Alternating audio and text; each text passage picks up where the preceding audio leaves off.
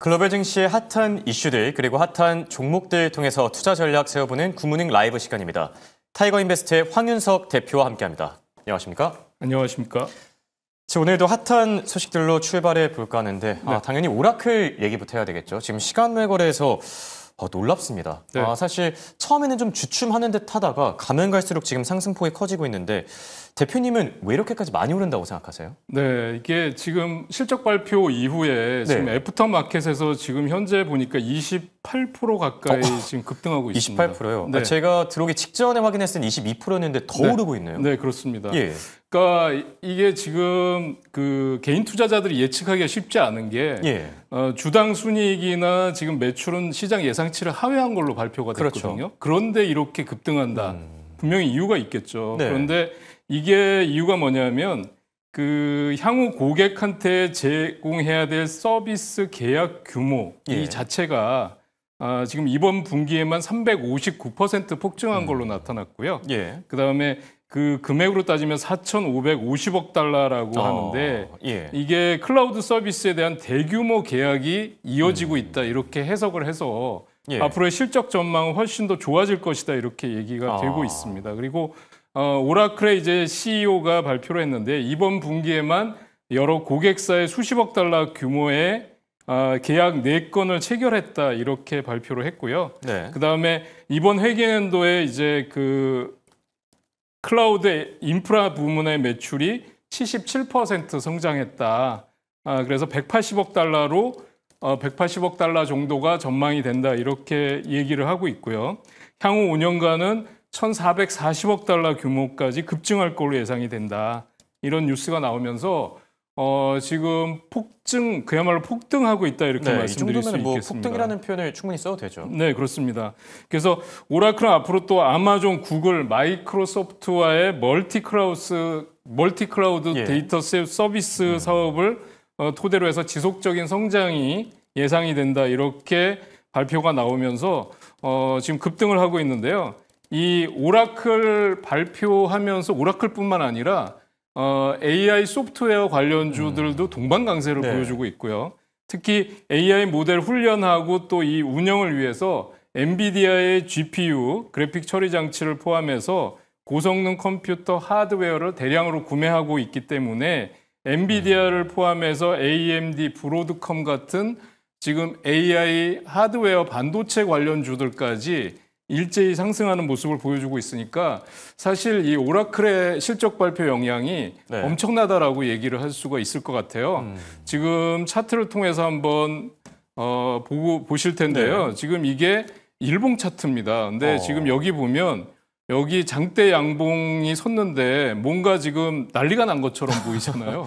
거의 천장을 뚫었네요. 네, 한 방에 지금 뭐 장대 양봉을 세우면서 여기 주봉으로 보시더라도 확연하게 나타나는 모습입니다. 이미 신고가, 사상 최고가를 한 방에 돌파하는 모습을 보여주고 있고요. 월봉상으로도 보시면요. 그래서 이 오라클이 AI 소프트웨어 기업에 지금 50주년 된 기업이니까 큰형님 같은 기업이라고 할 수 있어요. 근데 그러면서 지금 서비스나우 같은 또 팔란티어 이런 기업들까지 다 영향을 받고 있습니다. 엔비디아 주가를 한번 보시면은요. 장중 내내 약세를 보이다가 시간 외에서 지금 3% 가까이 상승하는 모습 확인하실 수 있고요. 그다음에 뭐 AMD 같은 기업도 역시 동반 강세가 나타나고 있다. 그래서 이 하드웨어 관련주들 여기 AMD 같은 경우는 무려 5% 상승이 나타나고 있습니다. 그래서 그야말로 오라클의 효과가 엄청나다 이렇게 말씀드릴 수 있겠습니다. 네, 지금 뭐 소프트웨어 기업뿐만 아니라 지금 하드웨어 기업들까지 같이 동반 상승하고 있으니까 말씀해 주신 것처럼 오라클 효과라고 해도 괜찮지 않을까 이런 생각이 들기도 합니다. 정리를 해보자면 지금 주당 순이익과 매출은 잘 안 나왔지만 이 대형 계약에 대한 기대감들이 작용하면서 현재 시간 외 거래에서 26% 폭등하고 있고요. 그리고 여기 어닝콜까지 지금 진행 중인데요. 관련 소식들, 속보들 또 나오는 대로 저희가 또 최대한 빨리 전해드릴 예정이고요. 자, 오라클 얘기가 워낙 중요해서 저희가 첫 번째 이슈로 다뤄봤는데 중요한 이슈가 하나 더 있었죠. 바로 이 고용 쇼크 이슈입니다. 네. 고용 쇼크가 비농업 고용 보고서를 얘기하는 게 아니라 밤사이에 이 수정치가 또 나왔는데 네. 이게 생각보다 너무 많이 나와서 또 문제가 됐던 것 같거든요. 어떻게 보셨죠? 그러니까 미국의 노동통계국이 연간 고용 지표를 이제 수정을 했는데요. 예. 거기서 예상보다 크게 하향 조정이 되면서 이게 시장에 이제 그야말로 이제 금리를 인하할 수밖에 없구나. 고용 네. 지표가 악화되면서 그러면서 이제 B컷에 대한 기대감도 시장에 지금 커지고 있는 상황입니다. 그래서 2024년 4월부터 2025년 3월까지의 비농업 고용자 수가 당초 발표보다 91만 1000명이 감소한 게 나타났는데요. 네. 이게 엄청난 수치잖아요. 사실 그렇죠. 최근 10년간의 연평균 수정폭이 뭐 플러스 마이너스 0.2% 수준보다 네. 3배나 큰 거다 이렇게 나타났고요. 이렇게 되면 이걸 결론적으로 말씀을 드리면 고용이 점차 악화되고 있다. 한마디로 예, 맞습니다. 얘기할 수 있을 것 같아요. 그래서 여기에 따른 경기 불안도 같이 확대되면서 스태그플레이션 얘기도 네. 지금 또 나오고 있고요. 그런가 사실 하면 그동안 뭐 고용이 좀 괜찮지 않냐 이런 얘기들이 많이 나왔는데 네, 그게 그렇습니다. 아니었던 셈이 된 거죠. 네, 그렇습니다. 그래서 0.25% 베이비 컷 갖고는 이제 네. 안 된다. B컷으로 나가야 된다 이런 얘기가 나오면서 B컷에 대한 기대감도 지금 시장에 상당 부분 반영되고 있다 네. 이렇게 말씀드릴 수 있겠습니다. 네. 자, 고용 지표까지 체크를 해봤고요. 그리고 지금 미국 근로자들의 이 비자 문제와 관련해서 잡음이 계속 들려오고 있는 상황이죠. 밤사이 또 새로운 소식이 있었을까요? 그러니까 지금 뭐 특별한 새로운 소식은 없었고요. 네. 그러니까 그 조지아주에 건설 중인 현대차와 LG 에너지 솔루션 전기차 배터리 합작 공장에서 이제 우리나라 근로자 300여 명이 결국은 이제 전세기를 타고 네. 귀국하기로 했었잖아요. 그렇죠. 근데 이 트럼프 대통령 얘기는 미국의 현장에 있는 직원들을 교육을 하면 비자 발급을 쉽게 해주겠다 뭐 이런 얘기를 했어요. 근데 네.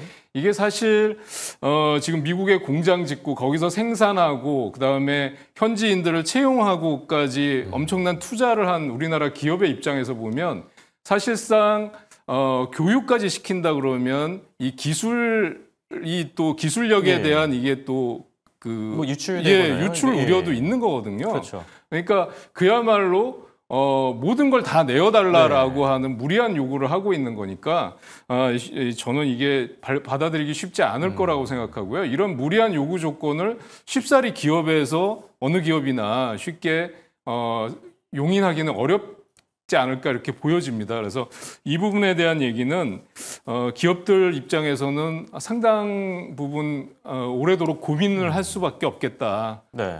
이렇게 말씀드릴 수 있겠고요. 정부 차원에서 저는 강력한 항의가 있어야 될 거고 또는 투자와 관련된 기업 상주 인원들에 대해서 비자 발급은 이 기업에서 이루어질 게 아니라 정부 차원에서 정치적으로 해결해야 될 문제가 아닌가 이렇게 보고 있습니다. 네. 이게 사실 좀 궁금하기도 한 게 트럼프 대통령이 이 무역 협상에서 추가적인 우위를 점하고 싶어서 그런 건지 아니면 뭐 지금 뭐 중국이나 멕시코 다른 뭐 나라들 근로자들에게도 똑같은 조치를 취하고 있는 걸로 알려져 있는데 네. 트럼프 대통령의 속내는 뭘까요, 대표님? 그러니까 저는 뭐 사실 예측하기가 쉽지 않은데 예. 워낙 그 뭐 막무가내식 무리한 요구를 많이 했기 때문에요. 그러니까 즉흥적인 거예요. 예를 들면 예. 이렇게 하니까 이게 지금 배터리 관련 그 기술력에서도 우리나라 그 미국이죠. 네. 미국 그 근로자들이 많이 부족하다, 교육이 필요하다 이런 얘기를 또 할 수밖에 없고요. 예. 또 뭐 조선 관련주 중에서도 조선에 우리나라도 지금 투자를 하기로 했지만 조선도 그냥 투자하는 게 아니라 현재 인력에 대한 교육과 그렇죠. 이런 것들을 다 병행해야 된다라고 하는 게 사실 기업의 입장에서는 기술력에 대한 정보 유출 때문에 쉽지 않은 거거든요. 느껴질 수밖에 없죠. 그러니까 이거는 저는 케이스 바이 케이스로 이루어질 수밖에 없겠다라고 모든 기업에 동일하게 적용하기는 어려운 네. 부분이 아닐까 이렇게 보고 있습니다. 알겠습니다. 자, 그리고 이번엔 핫한 종목들로 넘어가 볼까 하는데요. 첫 번째 종목으로 테슬라를 들고 와주셨어요. 밤사이에 또 어떤 이슈가 있었죠? 예, 테슬라는 지금 샌프란시스코와 산호세 또 오클랜드 이런 그 실리콘밸리의 3대 주요 공항에서 차량 호출 서비스를 이제 운영하기 위해서 승인 절차가 시행되고 있다 이렇게 하고 있어요. 그러니까 이렇게 되면 사실 우버한테 상당한 그 위협이 된다 이렇게 말씀드릴 수 있겠고요. 또 잘 아시는 바와 같이 중국의 이제 웨이보를 통해서 AI 기술이나 휴머노이드 로봇 그다음에 옵티머스 홍보를 위해서 전용 계정인 테슬라 AI를 개설했다. 그러니까 중국 시장에 대해서 집중적인 이제 확대에 나서고 있다. 이렇게 볼 수 있을 것 같습니다. 그 전에 뭐 지금 그 테슬라 CEO에 대해서 연간 1조 달러 연봉을 주겠다라고 하는 성과 보상 패키지가 이사회에서 나왔었잖아요. 네, 그랬었죠. 그래서 지금 과연 일론 머스크 입장에서는 이게 어떻게 10년 내에 시총 8조 5천억 달러 회사가 될 수 있느냐. 또 이제 1년에 1억 대 정도의 휴머노이드 로봇을 어떻게 판매하고 네. 또 우버의 10배가 넘는 매출을 올릴 수가 있느냐. 이런 것들이 이제 고민을 해야 될 것 같아요. 그다음에 테슬라의 1조 달러 기업 가치를 과연 엔비디아나 마이크로소프트의 현재 가치를 합한 것보다 10년 내에 더 큰 회사로 성장시켜야 하는 이런 그 중차대한 책무가 이제 부과된 걸로 생각이 되는데요. 그래서 이런 부분이 과연 일론 머스크가 어떻게 할 수 있느냐라는 게 관심이 될 것 같고요. 네. 그 하나는 지금 또 하나는 이제 이 이사회에서 제안은 승인은 됐지만 최종 승인이 앞으로 남아 있다라는 점에서 본다고 한다면 앞으로 이 테슬라의 주가는 이제 미국 내 전기차 뭐 판매량이 최저 수준까지 감소했다. 전기차 판매량을 끌어올리는 것도 과제라고 할 수 있겠고 네. 이러한 성과 보상 패키지를 실현할 수 있는 이제 후원 지원이 선결돼야 되겠다라는 측면에서 본다면 지금 주가의 상승이 지금 박스권을 돌파해서 375달러, 400달러 선을 돌파하기까지는 조금 시간이 필요해 보인다 이렇게 말씀드릴 수 있을 것 같습니다. 네. 자, 그리고 두 번째 종목으로 네비우스를 들고 오셨는데 네비우스 이게 좀 생소한 분들도 있을 것 같거든요. 네. 밤사이 어떤 소식이 있었고 또 어떤 기업인지도 간단히 설명해 주시죠. 네. 네비우스는 지금 마이크로소프트와 AI 인프라 공급 계약을 체결한 걸 발표를 했는데요. 네. 5년 기간 동안에 2031년까지 174억 달러, 그다음에 추가 서비스를 제공할 경우에는 최고 194억 달러까지 확대해 나갈 수 있다. 이렇게 발표를 했습니다. 네.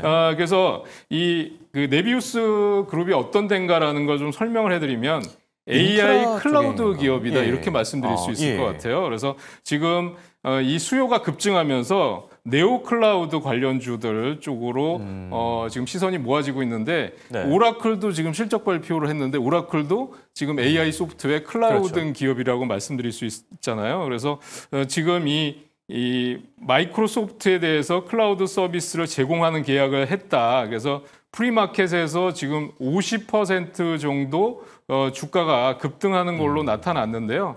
지금 현재 51%까지 급등이 나타나고 있습니다. 그래서 전일 종가 대비해서 무려 뭐 51% 급등하면서 갭 상승이 나타났고요. 거래량이 폭증하는 모습을 보여주고 있습니다. 그래서 주봉상으로나 월봉상으로도 이미 사상 최고가를 돌파하는 모습을 보여주고 있는데요. 네. 그래서 지금 이 시장의 흐름이 그동안 엔비디아나 뭐 AMD 아니면 이런 AI 하드웨어 예. 그 기업들의 랠리에서 이제는 AI 소프트웨어 기업으로 랠리가 옮겨가고 있는 게 아닌가라는 말씀을 드릴 수 있을 것 같고 그 금리 인하 기대감 때문에 가상화폐 관련주들도 일제히 상승하고 있다라는 점도 시장의 특징이라고 말씀드릴 수 있을 것 같습니다. 네.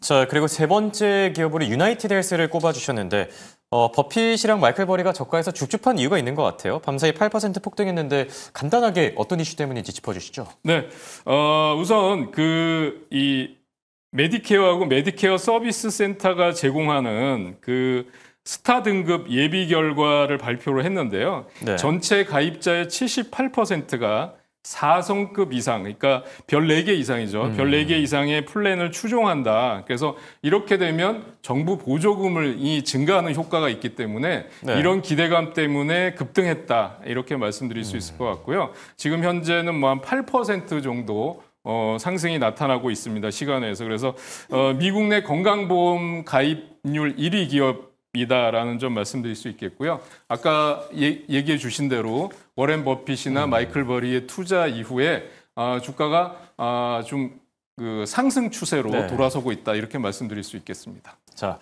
지금까지 도매스의 황윤석 타이거인베스트 대표와 함께했습니다. 감사합니다.